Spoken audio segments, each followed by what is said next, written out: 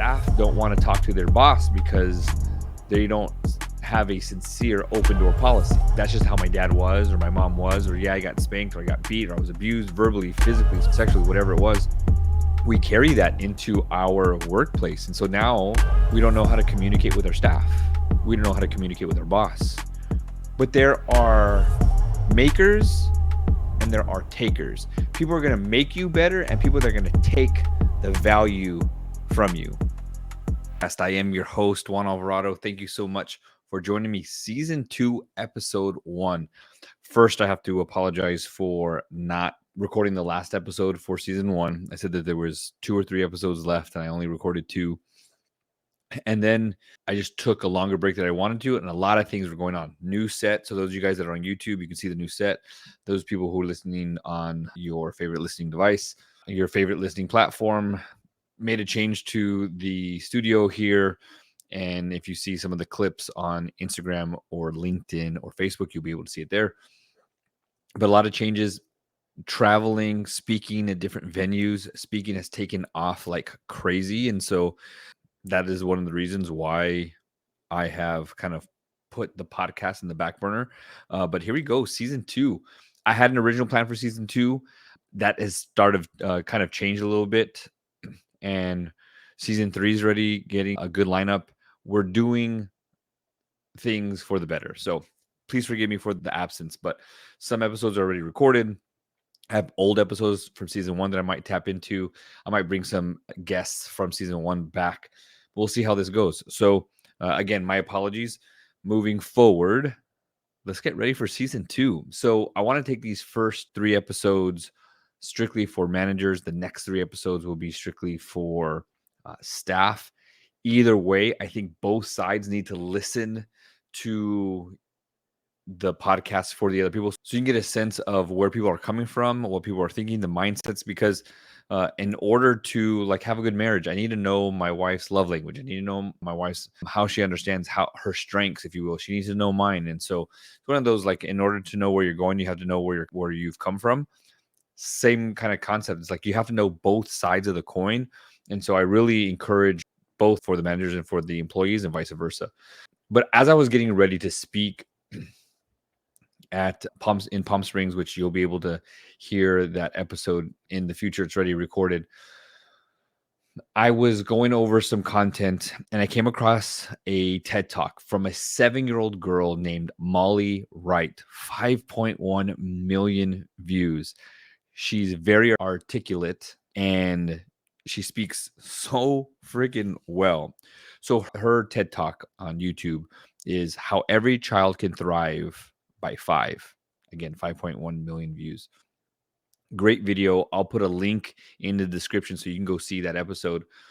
But what I found interesting was her study is strictly for how parents can engage their child and why it's so important. So why we need to be intentional. So it kind of piqued my interest because I'm all about intentionality and how to combat complacency. And I'm getting ready to go to a conference with people who work with students and children. And I thought it was going to be really good. I thought it was going to be something that I'd be able to use. And I decided to scrap it last minute. But listening to the TED Talk, it got me to think about something. So her TED Talk goes a little something like this. She basically says that between the ages of 0 and 5, or before the baby is born, the baby's brain is developing, and it grows the most between before the baby's born and 5 years old, that it can have over a couple million neurological connections that it's creating and making. So she basically says parents need to engage with their child early and often. And there's 5 top things in creating better environment and better upbringing that can make the child better in the future if we do these 5 things. And those 5 things are: 1 is connecting, 2 is talking, 3 is playing, 4 is a healthy home, and 5 is community. And so she goes into connecting in speaking to the child, singing, talking, reading, things like that. Physical touch, holding, that kind of connecting. Talking, which is telling your child what you're doing. And part of the talking and connecting is making those things connect, like getting a ball and putting it on your chest. And I would say like dad, and then putting it on my son and saying Levi, dad, Levi. And they're making the connection of that ball touching the person and it being their name.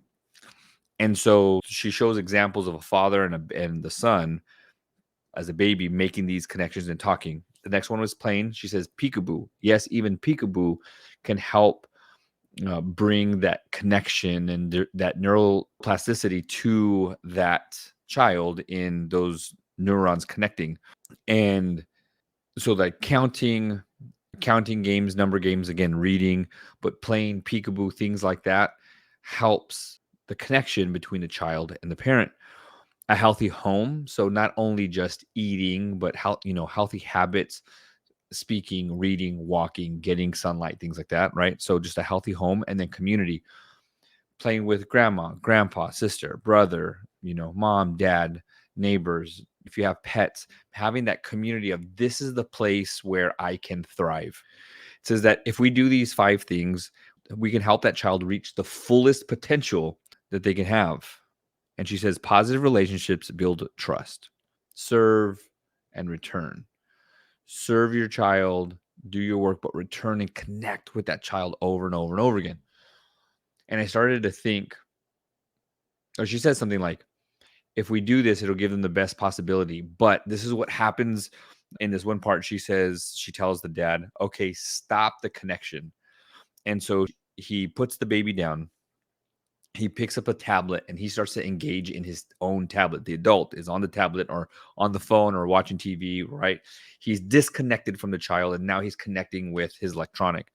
The baby starts to fuss, it starts to whine, and it starts to get frustrated because it's like, hey, wait a minute. I had this connection and now it's not here anymore. What the heck? And so the baby goes backwards in emotion, in its thinking, and it's disrupted the playing, the talking, everything, right? And then they let it go for a couple minutes, and then she says, okay, re-engage. And so then the dad re-engages with the kid again, and the kid is like happy, forgot about what had just taken place, and connection all over again. And the little girl says, what happens if that 30 seconds of the disconnection continues? It is going to be horrific for that child and its upbringing. And what will it do for its future? And it got me thinking of this. Those people who are now employed or now managers, more than likely, didn't have the upbringing or that connection with their parents in that 0 to 5 years, and now has issues connecting, talking, playing, or going out and having a good time, creating a healthy work environment, not necessarily home, but a work environment. And it's difficult for them to create or start a healthy community or work environment for their staff. I started to think this is why we have our issues and our problems with our bosses, why we have issues and problems with their staff. How come they can't just follow directions? You signed up for a job, you worked, we hired you, you've been here for 1 year, 5 years, 10 years. And I know this was an issue for me when I was a director, is like, we do this every single year, day after day after day. How come this is still an issue? How come we're still having issues with clocking in and clocking out? How come we're having issues and not knowing how to request a day off or take sick leave? Or how come we don't know how to speak with coworkers or parents or whatever it is? Why are we having these same flipping issues day after day, year after year? And the issue wasn't so much with my staff, but the frustration was I am frustrated with, again, my staff, but I'm trying to make this connection. Like, I know better. How come you don't know better? And instead of communicating and talking to them and doing it in maybe a respectful way or professional way, I would get frustrated and I would vent to my boss and other coworkers. And it might get around that Juan's pissed and upset. And this is what Juan is thinking and saying. And I think this happens a lot of times where staff don't want to talk to their boss because they don't have a sincere open door policy. You have a lot of people who say, you know what, it'll be fine. It's just today or just tomorrow. It's my Friday and hopefully it'll get better. That's how they always are. That's just how they are. I'm going to quit in a couple weeks anyway, so I don't even care. Or they start to quiet quit. And I think that happens with staff, and I think it happens with managers too. Like, well, screw it. If they get written up or they have issues and problems, not my fault. What I felt has happened is this little 7-year-old girl, Molly Wright, is talking about what happens when we don't engage as parents or as guardians, these kids, what happens to their future. I think I kind of already know what happens to their future, because their future is you and I. We had, if you think about your upbringing, at least those of us in the brown and black community, and I don't know how it is anywhere else, but it's very hard for a man, a male father figure or father to communicate their love for their son or daughter. Like, you have this machismo thing of like, no, the dads are tough and we don't show emotion. So no emotion means no showing love and affection. And so now that we're older, we don't know how to connect with our kids. Those of us who are on a mission to break those shackles, get away from that stereotype, to get away from, I had a mediocre or bad upbringing, but I'm going to change that with my kids. There's a lot of us out there that are doing that and have done that, and I applaud you for that.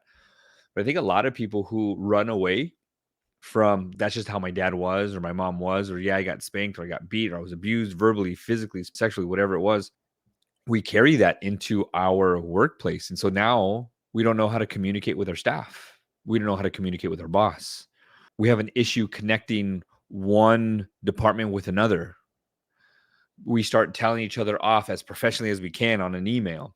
We start CCing each other or bosses. Do you see what, or blind CCing people? Do you see what she's doing? Or can't believe so-and-so said this, right? And so there's a tattletale mentality of shit talking to each other, if you will, because we don't know how to connect, and we would rather talk to someone else. We would rather have this conversation with a coworker, a spouse, somebody else than our boss. Or as bosses, we'd rather have this talk with another boss or a staff that we trust. And so now we are talking to other people instead of talking to the person we should be talking to. And we need to be careful where we vent our stuff, because vents also lead into other rooms. So the stank that is coming out of your mouth, it's going to lead into other rooms. Let me say that again. Be careful where you vent, because vents lead into other rooms. I truly believe that as adults now, we are the future of that kid that wasn't connected with as a child and didn't get the talking and didn't get the rightful plane or the healthy home or the community, things like that. And don't get me wrong, there's a lot of us who might have a good upbringing, but maybe it was anybody in a leadership role, a dad, a mom, boyfriend, girlfriend, husband, wife, whoever was in that leadership role, a coach, teacher, burned us in one way or another. And so now when we go into the workplace, somebody who sounds like, looks like, or talks down to you, whatever it is, you reflect back to that moment. And now we have an issue at work. And so what I'm saying is that as managers, as bosses, as leaders, we have to learn, how do we rewire ourselves and how do we rewire our staff to say, no, I want to connect with you. You might have worked somewhere else, or you might have had a different boss than me, but now that I'm here, we're going to connect. I just want to break that down a little bit. The connection piece, like there's a lamp on behind me, and I don't know if you can see it, but there's lights in the wood slat wall behind me. There's lights in front of me and behind me. That outlet, that plug, if you will, is ready to receive power, but it's got to be turned on. The outlet that's on the wall is constantly ready to give power, to empower the light source, the lamp, the LED lights, whatever it is. The outlet is ready to give, but the light needs to be turned on to receive. And so if we have a staff not ready to receive a class A, class one, division one, if you will, manager, we could be the best manager in the world, but we're going to have to break some of those bricks down, some of that wall down to connect with that staff. You need to be able to be willing to be connected. Because this lamp here, I just turned it off. So I can turn it off and it's plugged in. It's empowering it. but it's not turned on yet. You have to turn that switch for it to then be utilized. As managers, we have to make sure that our staff are being utilized in that way. Like, I'm giving you power, I'm giving you trust, but do we really trust our staff, or are we looking over their shoulders all the time? Like, how can we connect if we're micromanaging? Like, how am I supposed to connect with my son and say, "Oh, I'm going to talk to you and connect with you, and son, let's go here and do this and do that," but I'm telling him what to do. I'm rude when I say it, and I don't have that connection. I'm not empowering him to do it on his own. Like, here, let me show you how to cook. I just the other day, I taught him how to meal prep, and so we were getting chicken ready. I'm like, this is what we're gonna do. We're gonna sear this side of the chicken, sear the other side of the chicken, then put it on a pan, and we're gonna put it in the oven for 400 degrees for 15 minutes. We're gonna cook the inside, and the inside of the chicken needs to be 165 degrees. And then we started doing all this stuff. But how am I empowering him if I do it all? He's got to take the steps. I do a thing called scope: show, coach, observe, praise, give experience. And so SCOPE, you have to go then and show them, coach them. So now they're doing it. Observe, don't always correct, but just observe, praise what they do well, and then give them the experience and give them the opportunity to do so. That's how we're going to connect, through talking. Dad, I did it. High five, hug. Like, he's so proud of himself. I'm proud of him. But that happens through connecting, through talking, a healthy environment, a healthy home, and community. Hey, babe, we're not going to make dinner tonight. Levi's going to make dinner. Ling is going to make dinner. And Jackson's going to make dinner or whatever. And they're going to do it themselves. What? And so now they see mom proud of them. And so I brought it back to parents and kids in a household. But this is how we do it at work as well. I think too many times managers are afraid to let staff loose to do what they need to do it how they need to do it, where they need to do it, whatever it is, their job. But I think on the flip side, we also have staff that have that leeway, who now work at fourth gear. They've downshifted from sixth gear to fifth gear to fourth gear, and now they're just cruising. Oh, this used to take me all day, and I used to finish a little bit early, and I know how much work is on my plate. I'm going to do a little bit here, go shopping online, go to the bathroom, take a walk, do the water cooler talk, go to my friend's desk and talk with them, come back, do a little bit of work. Oh man, look, it's lunch. Go to lunch, take my time. And then they start to abuse the clock. And then the bosses have to then tell them, hey, you're taking long on lunch, or you didn't get all your work done. So then there's conflict, and there's that one staff or two staff that are hustling, and then you have the other staff that are slacking a whole lot, and then you have these other people that are just in the middle, like, I'm gonna keep my head down, I'm gonna do my work, I'm just do just enough. And then we have quiet quitters, and then we have those people who stay below the radar, and the people who try to stay out of the limelight because they don't want to get in trouble, and they don't want to they don't want to be in the limelight, they don't want to get in trouble, and they stay right in that middle lane. I think a lot of that happens because we don't discuss expectations, and I'll go over that in a different episode. But we connect at work when we're able to talk about the standard. Gosh, I'm giving you another episode already. When we talk about the standards, we give high expectations, and we make sure that our staff meet those. I'm not going to get into that any further because I'm going to start spilling way too much into other episodes that I already have lined up. But basically, we need to have a connection with our staff. These are our expectations. This is what we need to do. This is the character that we have created for ourselves, and other departments think this of us, and we need to change that narrative. But this is what we need to do. We need to connect with our staff. We need to do that through talking, through playing. And what I mean by playing is there, Friday night dinner, or that that we can go to as a staff, or bowling, putt, miniature golf kind of stuff? Or is there like a work barbecue that we can do, or the casual Fridays, or half days and things like that? Half day we're going to work, and then half day we're going to do like a team building thing. And I don't mean necessarily kumbaya thing, but something where we can do stuff outside of work, where we can feel like a team, not cliques getting together and everyone being all clicky, but where we can build trust and confidence in each other and create community, create a healthy work environment. Again, I geek out that where we're missing it all at work is because how we were brought up. And not only how we were brought up, but just our past in general. Because some people had really good upbringing, some people had some mediocre upbringing, some people had really bad upbringings.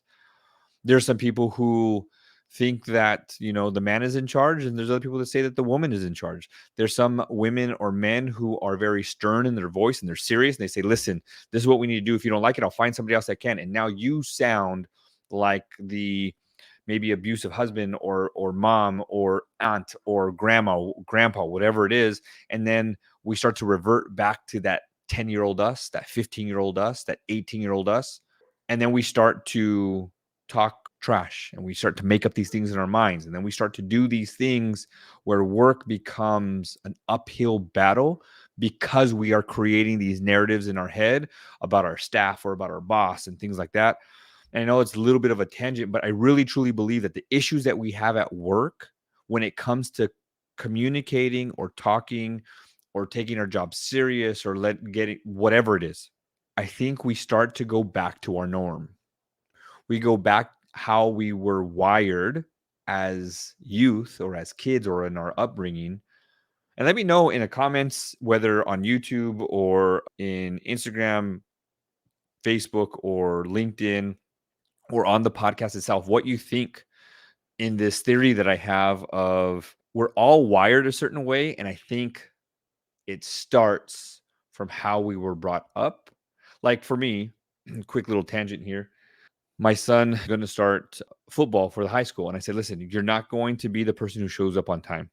If you're on time, you're late. I used to hear this as a kid, and I used to hear this in the military. If you're late, you're late. If you're on time, you're late. You need to be early is on time. When you're having practice, you don't undress, take your pads off or your cleats off, or untie your shoes if the coach is talking. You look at that man or woman straight in the eye, and you're locked in until they say, all right, you're free to go. And once you're free to go, then you can start taking shoes off and undressing and doing whatever. But you are locked into the very end. You will not quit. I don't care if you like the sport or not. You're going to stick with it. Once you start something, we finish it. Just because something gets hard doesn't mean that we quit. Just because something is difficult, or it's uphill, or you hurt, that's okay. That's part of the growing process. We need to continue to push forward. And so he was like, okay. I said, now if you don't make the team, then you don't make the team. But I won't do quitting.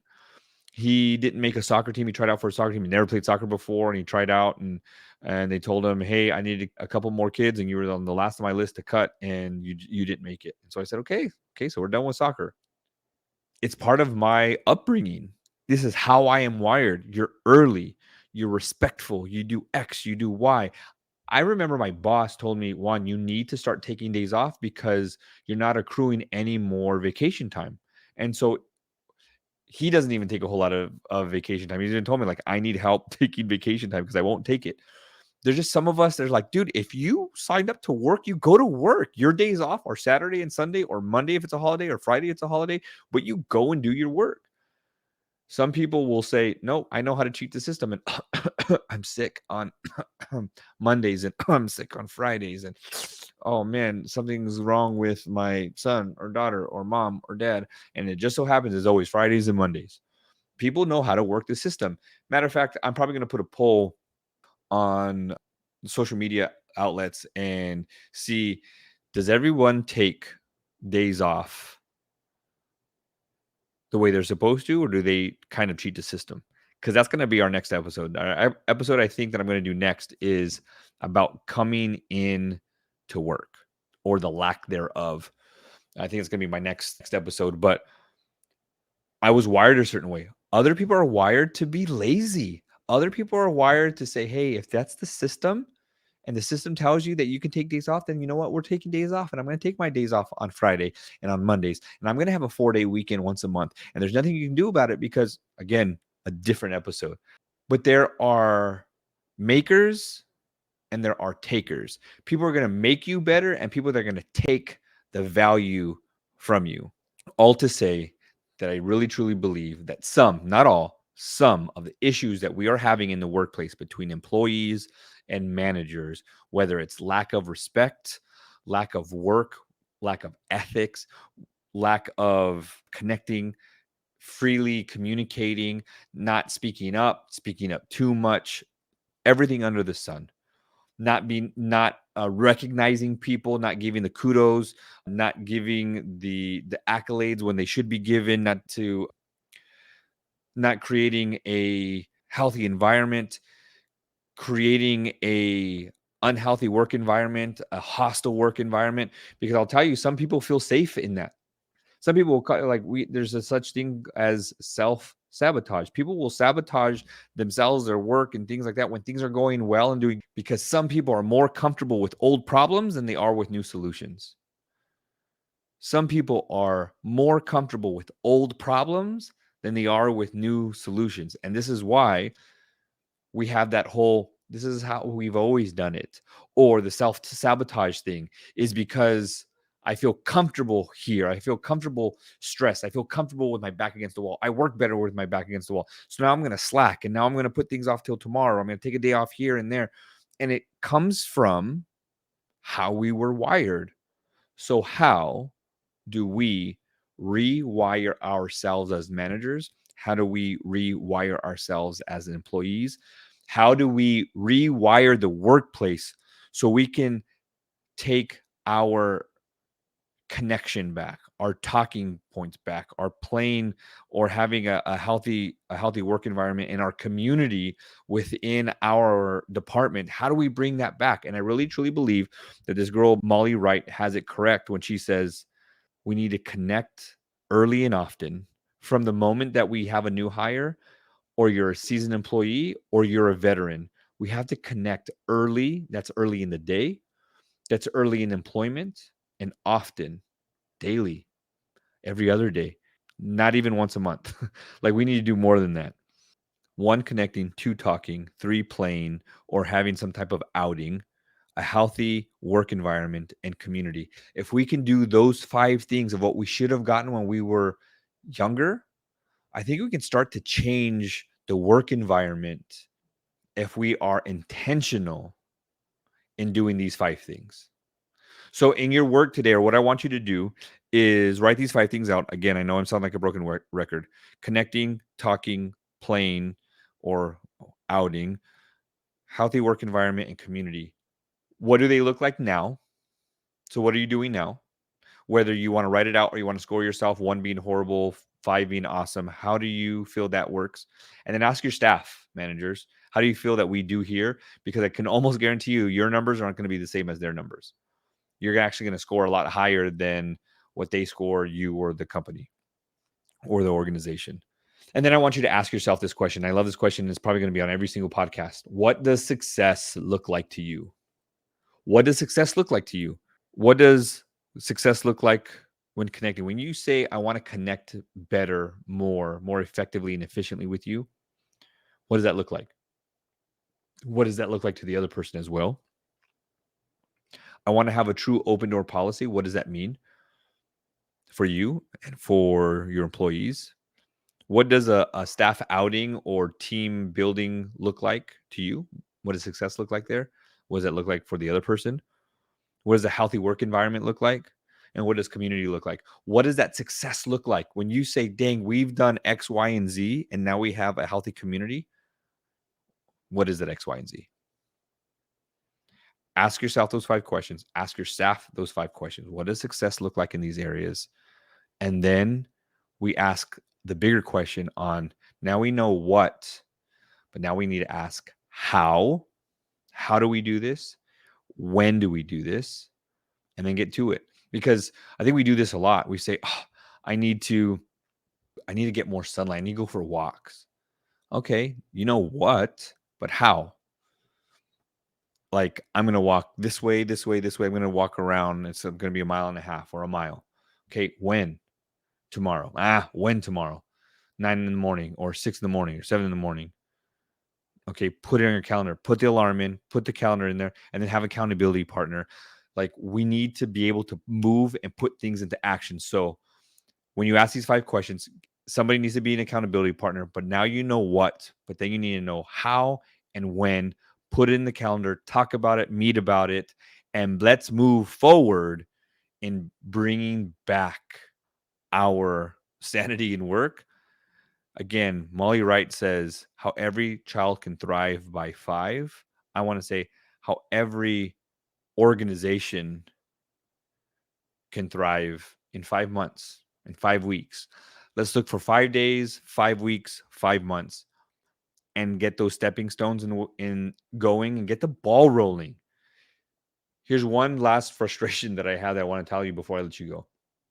Managers and leaders are in the place to create change, create leaders, to create higher communication. I think too many times we go by the rule, this is how we've always done it. Why reinvent the wheel?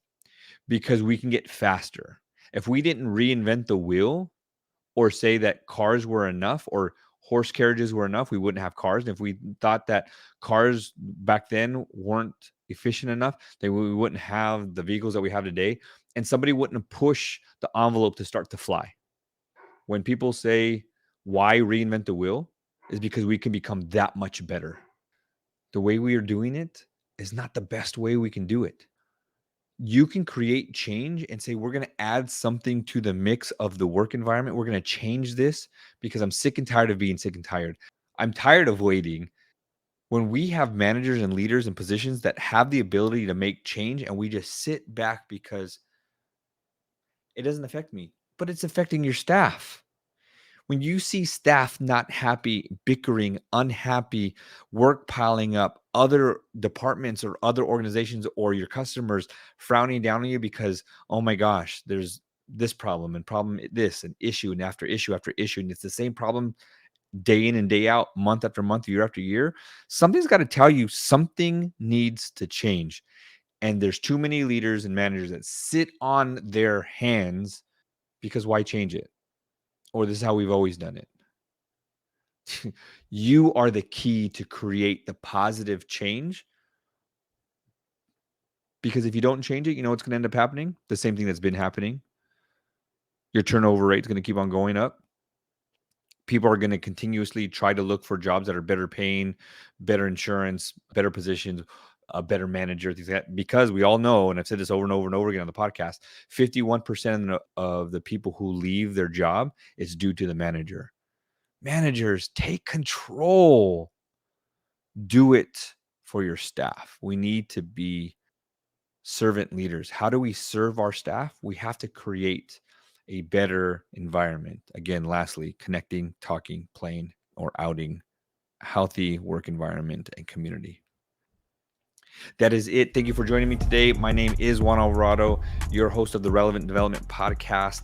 Don't forget that every single day, you need to raise that bar and move yourself up to that next level. But you can't move up to the next level unless you raise that bar. Let's go get it. We'll see you on the next episode.